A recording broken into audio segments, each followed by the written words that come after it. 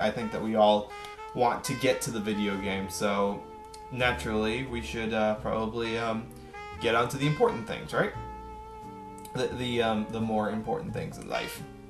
So what are those important things? Well, I know what they are. You know what they are. But for those of you who don't know, the important things in life are cartoons. Cartoons are our existence. Cartoons are the bread and butter of our existence. They are the very things that give us meaning, give us hope, give us a bit of life at the end of a very long day. Now, I don't know about you, but I love to. You're all no. Every one of you, no. Bacon, porn, sleep. No. It's cartoons. How many times do I have to tell you people this? It's cartoons. Not the porn. No. Porn is incidental. It's not. I mean, it's not insignificant, but it is not really necessary. Well, actually, I don't know if it's necessary, but it's not the most important thing. We must create our priority list here. And I am ashamed of you people. I thought you were mature enough to know that cartoons are obviously higher than porn. But if we combine the two together and we make hentai, then we have something special. We have something to really be proud of as a species. Am I right? I thought so. I know I'm right. Of course I'm right. I'm always right. Except when I'm not right. Except when I'm wrong. Anyways, so enough of this jibber-jabbering. Let's get on to the cartoon news for the week. Because there was, this has been, let me tell you guys, this has been one heck of a scandalous week. Now, of course, Hollywood is abuzz with scandals all the time. I mean, just, it is what they live for. But this time, we got some real scandals going on, more so than normal in animation. And yeah, I'm gonna tell you about this. This is not, yeah. So I'm gonna take your mind off of not being laid, if we might. Let's talk about what's happened here. Let me pull up the screen.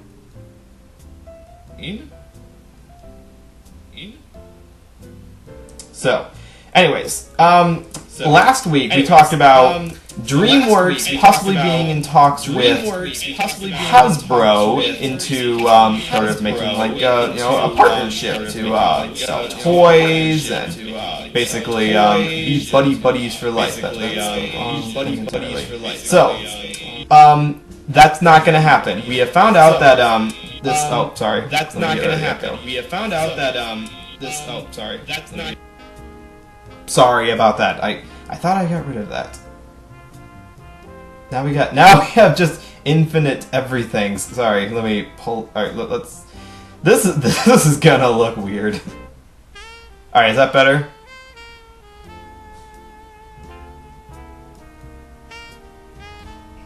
Better? No more. Okay. Sorry about that. It works when you're drunk. I don't want you to be drunk. So. How was that Steven marathon? It was a good marathon. You all should watch the whole show. But anyways, back on track here. So, DreamWorks was in talks with Hasbro to group up together to create like a super company. That is not going to happen. Now, the fact that the two of them are not going to be partnering up together, it was originally that was sort of was like the main story. Like just days after the news hit, they were gonna, it stopped entirely because DreamWorks' stock went up while Hasbro's went down. So it's like DreamWorks was risen up by Hasbro, but Hasbro was brought down by DreamWorks. That's all well and good. Okay, but now we get to the real scandal. We get to the scandalous part of the whole thing. What happened was, it wasn't just the money part of it. Well, it was very much the money. It was Disney who caused the negotiation talks to completely cease altogether, and I'll tell you why. So, Disney is very, very intimidating to everyone who is not affiliated with them. You are either with them, as in you are owned by them, or you are against them. Seems to be the mentality these days. So, the Disney company decided, they told Hasbro basically, and I don't have ears, or I should get like that. I have a hat with ears somewhere, but anyways, just pretend I have ears. They said, Hasbro, you can partner with DreamWorks if you want to, but if you do, we're going to consider you an enemy. We're going to consider you competition, and that's not going to be good for your profit. So just keep that in mind. And end discussion. And that's all it took. That basically was all it took. Now that Disney has like put it on the table there that it's all about the money, Hasbro said, nope, no more DreamWorks, just cut the deal. Just no more. It's over. That's it. Which is kind of a shame, because the fact that Disney like bullied that negotiation to an end, that's not looking good for DreamWorks or Hasbro or Disney. It's the money handling, the money changing here.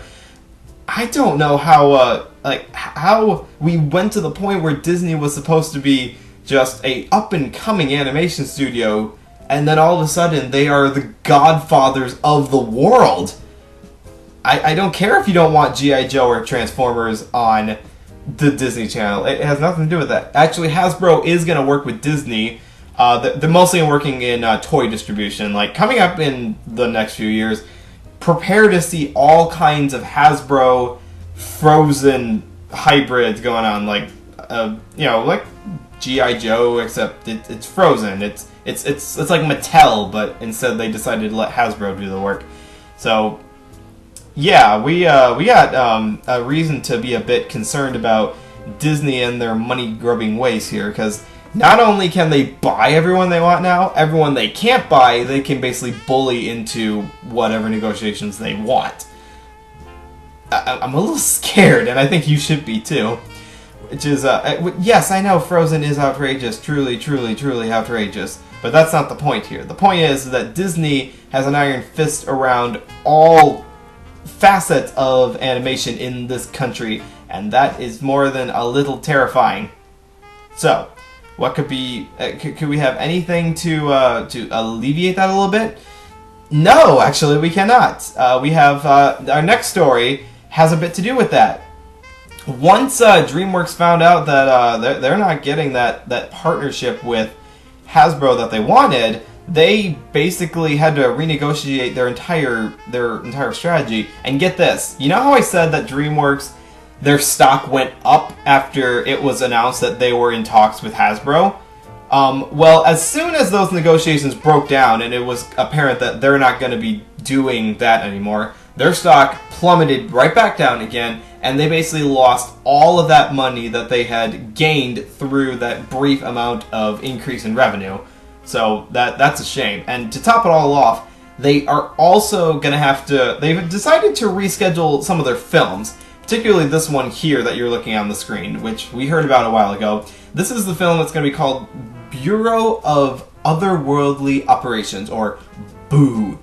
Now, it sounds like Danny Phantom or Ghostbusters.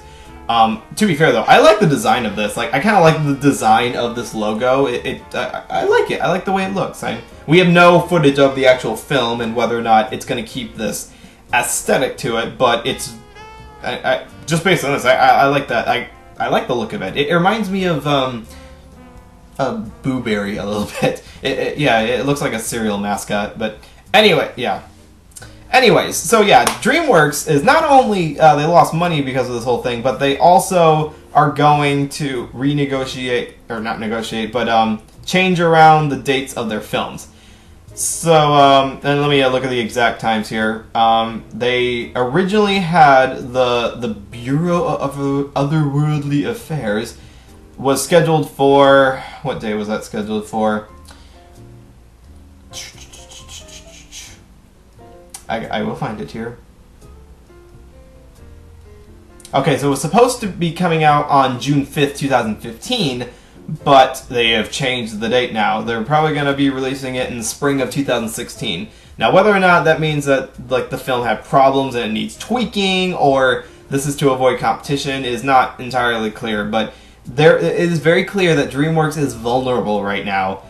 for a while they were strong competition for Disney, but they're not anymore. DreamWorks is no longer the main rival for the top spot in the animation world. They try. They've got the resources, they've got the manpower, they've got the lobbyists.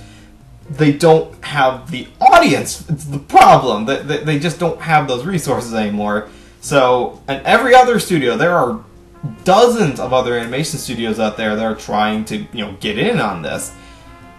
It's time for other companies to, step up to the plate. Real FX or Blue Sky or Sony Entertainment. I'm banking on Sony Animation, because although their track record is hit or miss, what they do get right, they get it right really well. I really liked Hotel Transylvania, and I am really looking forward to that Lauren Faust directed Medusa film.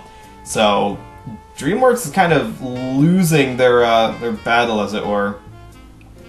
And it's a shame. It's a shame that they're not the powerhouse they once were. They're not evocative anymore, but now we know why.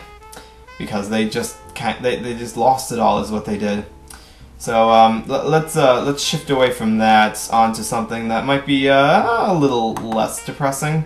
No, actually, it's not depressing. This is actually increasingly depressing, and I will tell you people why in a second here. Let me just... I had another video put up here, and I'm just gonna put this up for something to look at on the screen, if you don't mind. Yes, I know. Yes, Blue Sky does have Peanuts, and that is good, because Peanuts equals awesome, and the fact that they are gonna be making that Peanuts film, we'll be talking about that in a minute, actually. So come on, Loju. But anyways, so backstory time.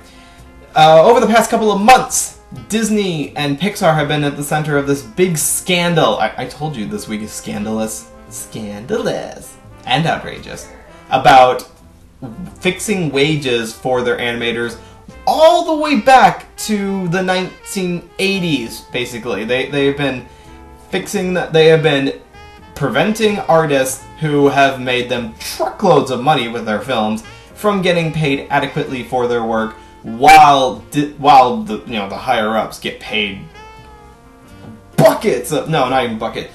What's a higher unit here? They get paid Hummers worth of money. Yeah, that's the term I'm using. Hummers worth of money for their efforts. And the latest news on this, because this has been an ongoing thing here, is that this guy here, who is basically the other guy over at Pixar, known as Ed Catmull, is not sorry about it. He has no remorse whatsoever. He has gone on record and said, "I'm not sorry for that at all. It was a business tactic. I'm not sorry at all. Gotta make some enemies." It's depressing. It really is. Now, as far as more like news portion of this, there have been about 3 lawsuits filed from artists who were told about this, and it is illegal to cut wages against there are unions, there are regulations, there are rules to prevent this sort of thing from happening, and they broke all those rules, which is a real shame, because we thought we could trust this company. Now, some people have questioned why this is such a big deal, because obviously you should love the animation, or maybe they are being paid adequately, or okay, here's the argument here.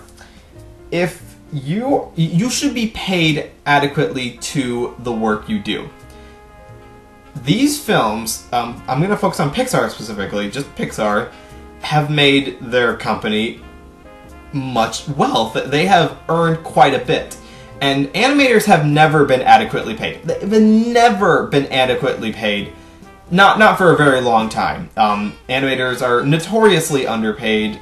Like, in Japan, for example, just go across the ocean for a second, it is almost a cliche, and a sad but truthful one, that animators make so little off of what they do that they still have to live with their parents, or they can't really shell out a decent wage, while these shows that they're animating are widely successful. Not all of them, but still more successful than they're getting paid for.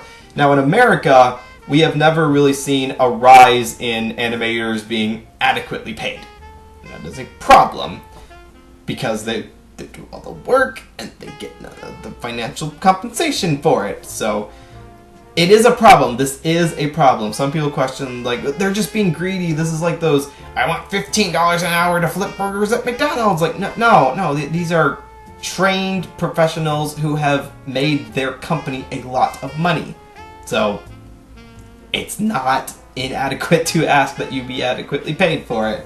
So I hope this scandal gets like more attention. It's gaining more mainstream attention, and what that means for the animation industry, like whether the studios will say, forget you, let's just go over to Canada or heck, India, where we can get animators for even cheaper than you ungrateful people. I hope it doesn't come to that, but just prepare for that. Prepare for that. So that is all the scandals going on, this terrible stuff going on, and I know everyone's all concerned about other scandals, like the Kim Kardashian photos, like she balanced a champagne bottle on her butt. What a scandal! No, this is the scandal you all should be worrying about. Yeah, if you have any appreciation for the art of moving images, pay attention to this. It's not. I know it's the American way, but it shouldn't be the animation way. So, okay, do we have anything good to balance that out? Yeah, I got some good news to balance it out. News.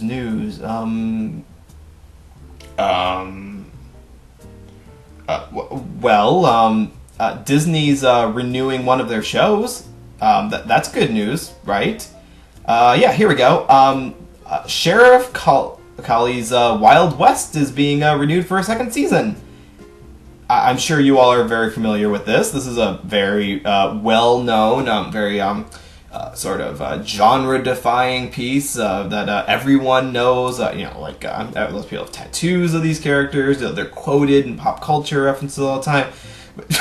All the question mark, like, wait, what? No, I know. I'm just clawing for stuff to talk about here. Although this was a little bit interesting because this is actually the first show that Disney has aired kind of exclusively on, not on their television networks, but actually on their mobile platforms. It's something that's really supposed to be taking advantage of the fact that their younger viewers are using technology more nowadays. The synopsis is basically, it is talking cute animals in a Wild West setting. Yep, innocent, simple enough. But the use of it on mobile platforms is kind of more interesting, because we are shifting towards that. As television dies off, because it will die. Television will, it may not completely be buried in the ground and, you know, buried in a glass coffin, but it will not be the powerhouse that it once was ever again. HBO will never be powerful again. So the fact that we're seeing mainstream animation studios, even one as scandalous as Disney, but this is their junior network, so we can let that pass, are trying to take advantage of the newer technology or the wider exposure to get their products out there. So yeah, it's a beginning. It's a begin. Oh, you've been using your TV as a second screen. I do that too sometimes. I have a dual monitor that I use, not for television watching, but just for a second computer screen. So yeah, that's at least it's not a scandal to talk about. Do we have anything else? Okay, well let's finally end this off with the best news of the night, people. And that is, we finally have quality footage of the Peanuts trailer. We have, finally, from Blue Sky Entertainment, in our final story for the night, we are going to watch the new Peanuts trailer that aired, that just hit the waves not too long ago, you know, this week, and it's gonna be amazing, people. It's gonna be amazing. Hold on a second, let me center the screen here really quickly. There we go. This is being done by Blue Sky Entertainment. Keep in mind the guys who did Ice Age, Robots, Epic, and Rio. This does not look anything like their usual style. So, okay, let's take a look. Let's see what Peanuts in 3D looked like. Appropriate for all audiences. Yes, very much so. And they're actually keeping the original audio from the sound of it. I think that's Bill Melendez's audio, which I greatly approve of.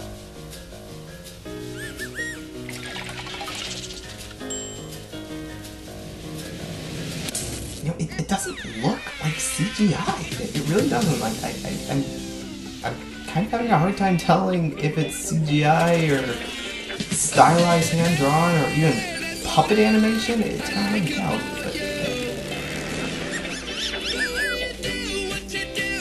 From the imagination of Charles Schultz.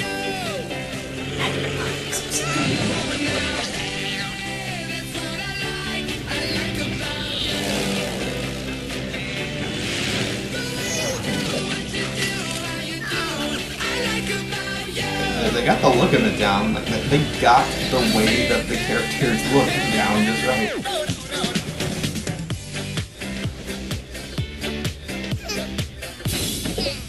You're right, it does kind of remind me of the Lego movie in that it doesn't look like the kind of CGI we've been so used to, which is good because that's how we did a little band and we just electrocuted Woodstock. Down in front! Down in front!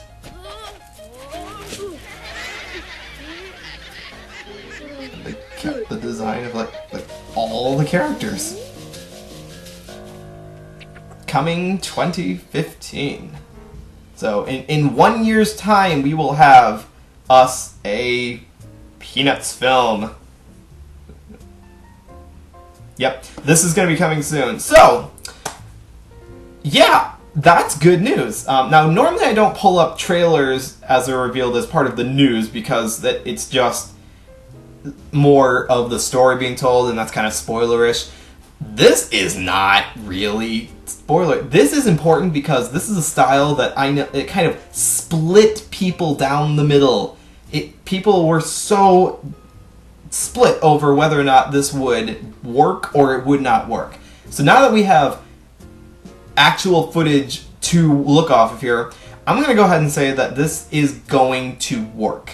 I was skeptical at first, and I'm still skeptical about expanding it into a story because whether or not you like the animated Peanut specials or the feature-length films, you must concede that their stories are usually weak sauce because they string together the individual comic strips into full-length features, and that can be a bit tiresome after a certain time. So, how they pulled this off, though, look-wise, I'm fine now. I'm totally fine. And as me and Rob were talking about on Twitter before, this does not look at all like anything that Blue Sky or any other studio has done for that matter. It kind of looks stop-motion-esque. Stop-motion-esque.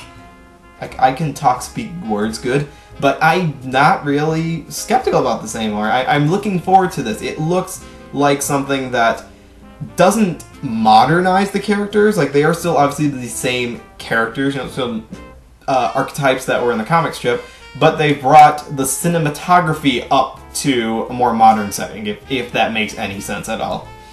So so the thing to worry about now is how this is going to work as a film, because Blue Sky, you know, they've got the animation down, they've got the look of it, they've got that down, they've nailed it, they've sold me on that for now. If it's a good movie, we don't know yet, but we will find out.